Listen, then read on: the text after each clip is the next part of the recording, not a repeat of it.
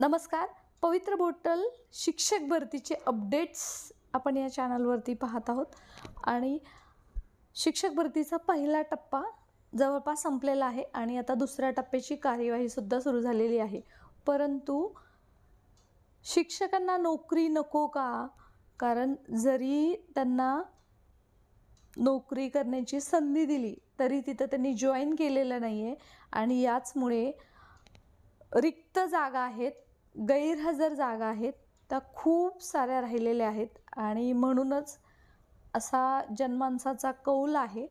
शालेय विभागातसुद्धा सांगत आहेत की एवढ्या शिक्षकांची आम्ही नियुक्ती करतोय, मग त्यांना नोकरी नको आहे का? शिक्षक जॉईन का करत नाही आहेत? आणि मित्रांनो, याच संदर्भाचं आर्टिकल नुकतंच पब्लिशसुद्धा झालेलं आहे, ते आपण या व्हिडिओमध्ये पाहूया. त्याच अगोदर 10% रिक्त अपात्र गैरहजर पदांची कार्यवाहीसुद्धा सुरू झालेली आहे सेकंड फेजबद्दल. म्हणूनच जी आकडेवारी येते समोर त्याच्यानुसार नक्कीच मनामध्ये प्रश्न निर्माण होतोय, प्रत्येकाच्या मनामध्ये प्रश्न निर्माण होतोय की शिक्षकांना खरंच नोकरी नको आहे का? मग एवढा अट्टहास कशासाठी? आणि मित्रांनो, मी ॲडव्होकेट प्राध्यापक बालुशा माने.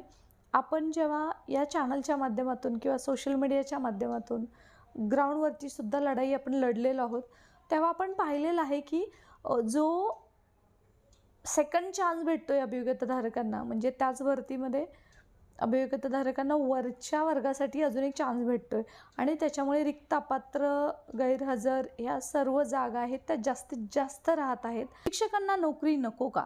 राज्यात जवळपास 15,000 शिक्षकांची नियुक्ती करण्यात आली आहे.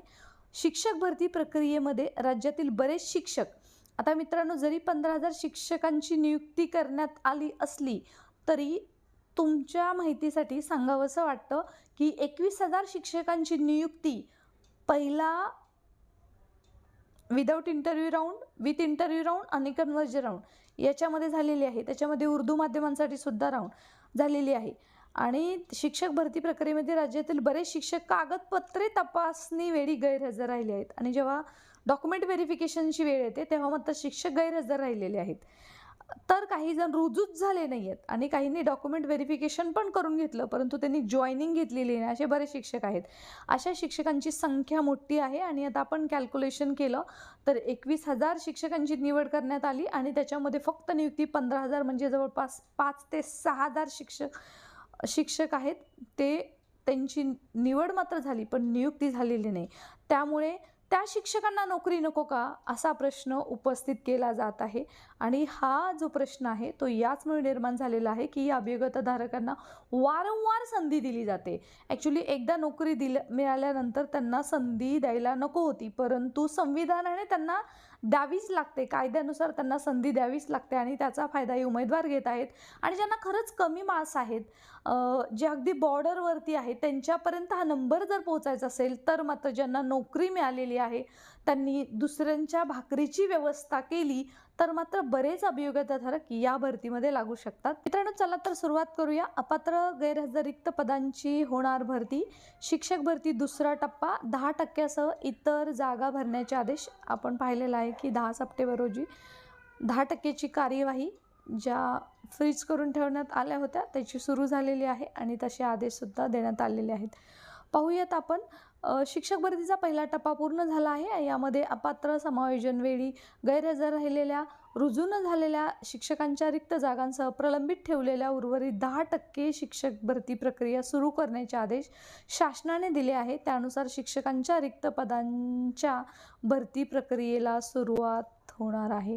राज्यातील बऱ्याच जिल्हा परिषदांची बिंदू नामावली पूर्ण न झाल्याने शिक्षक भरतीच्या पहिल्या टप्प्यात शासनाने 10% पदे रिक्त ठेवली होती. मित्रांनो, आता इथं बिंदू नामावलीचं कारण दिलेलं आहे की 10% पदं का रिक्त ठेवली होती आणि त्याचबरोबर बिंदू नामावली घोटाळासुद्धा हे कारण याच्यामध्ये दिलेलं नाही आहे, पण ते आपण ॲडिशनल सांगतोय.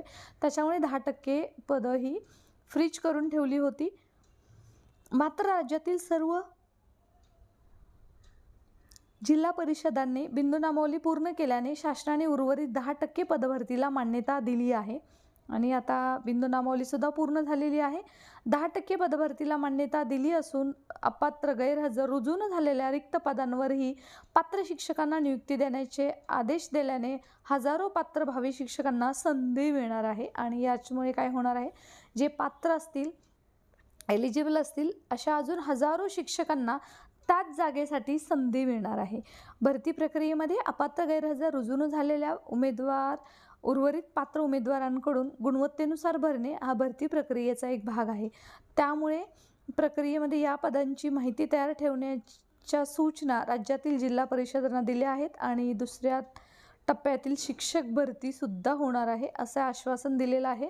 परंतु जो प्रश्न पडतो, शिक्षकांना नोकरी नको का, यामध्ये थोडक्यात एकच सांगायचं आहे की पहिली जे उमेदवार लागलेले आहेत ते दुसऱ्या टप्प्यामध्ये सुद्धा वरच्या वर्गासाठी येणार आहेत. परंतु सर्वांना तुम्ही रिक्वेस्ट करा, या व्हिडिओच्या माध्यमातून, कमेंट सेक्शनमधून, सोशल मीडियाच्या माध्यमातून ज्यांना नोकरी लागलेली आहे मित्रांनो, देवादेवा करता तुम्हाला नोकरी लागलेली आहे, तर जेवढं पॉसिबल असेल तेवढी तुम्ही नोकरी कंटिन्यू करा. आणि ज्या बाकीच्या जागा आहेत सेकंड फेजमधल्या, त्या नवीन उमेदवारांना, नवीन पात्र उमेदवारांना जे अगदी वाट लागते त्यांची वाट पाहून, खरंच म्हणजे अशी परिस्थिती आहे, त्यांना आपण खुल्या करून दिल्या तर मात्र जास्तीत जास्त उमेदवारांची भरती होईल. आणि हे जे मल्टीमीडियावाले प्रश्न विचारत आहेत की नोकरीच नको का शिक्षकांना, जरी त्यांची निवड होते पण ते जॉईनिंग करत नाही आहेत, डॉक्युमेंट व्हेरिफिकेशनला येत नाहीत, त्यांनासुद्धा आपल्याला उत्तर देता येईल की खरंच नोकरी हवी आहे. असे हजारो उमेदवार आहेत जे वाट पाहत आहेत की कधी मी शिक्षक होईन. Stay connected. Thanks for watching.